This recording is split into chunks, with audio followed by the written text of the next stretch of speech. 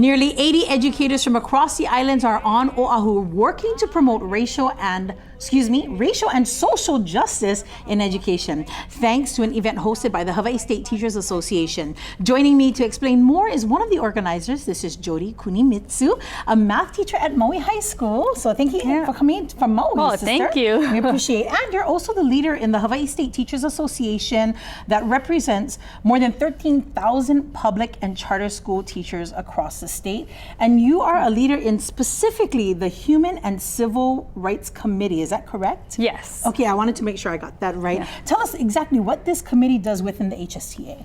So we are one of the standing committees within HSTA, and we work to provide opportunities for our educators and our keiki to have equitable access to just in schools, to have programs and policies in place that will support especially like our most marginalized communities. So for people who are like, okay, what does that mean? Some examples, if you come from certain demographics, sometimes you are categorized, or like, for example, we do a lot of work with our LGBTQ plus communities to support students who identify. Also, like racially diverse backgrounds who may be underrepresented, and so we just try to make sure that the access is equitable. I get it. I get it. That's some important work. Now, HCR, is it okay if I just? Yes. Okay. Let's use letters. HCR. Is it okay? The HCR just wrapped up a 2-day summit called Ho'okaulike, Building Equity in Schools. What was accomplished at that summit?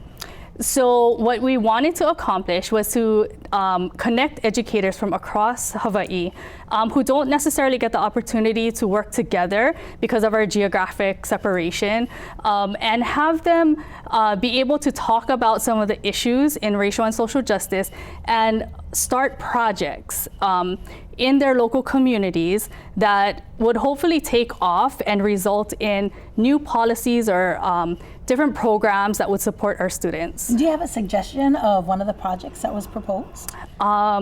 Let's see. They were just planting the seeds. Oh, yeah, okay. So very like brainstorm session. Yes, but a lot of them, we had some centered around like Olelo Hawaii and Hawaiian education access. Beautiful.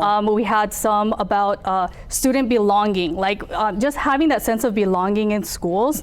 And student voice. I love that. Yeah. And again, Ho'okaulike is just one of the larger projects under the umbrella of the HCR, right? Yes. Yeah. Yes. And I imagine you guys are doing great work. And I believe, and I love the fact that HSTA is also a strong sponsor of our School Tools program, because there's a little bit of injustice there too. And you have racial injustice, social injustice, and then you have kind of like financial injustice. Yes, totally. Socioeconomic. Yes. So our committee is part of, that's some of the work that we do as well. Yeah. So making sure that students are walking in confident and feeling good and ready to learn, because all of these barriers have been broken down. Exactly.